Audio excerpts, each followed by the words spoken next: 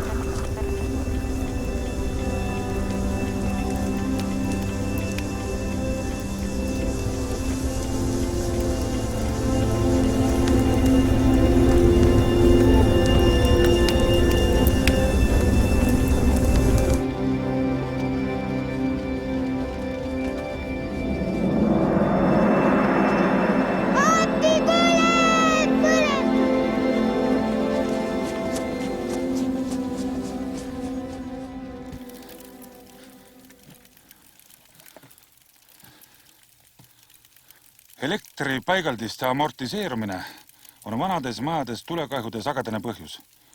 Oksüdeerunud pistikupesad annavad halvasti kontakti. See tekitab sädelust ja ülekuumenemist. Tihti sädelevad ka vanad lülitid ja juhtmeühendused harukarpides. Ülekoormuste ja sellest tulenevate ülekuumenemiste vältimiseks peavad olema elektrisüsteemide kaitsmed korras. Kui juhtub, et mingil põhjusel on kaitse läbi põlenud, ei tohi seda hakata ise mingil juhul parandama. See võib tekitada tulekahju.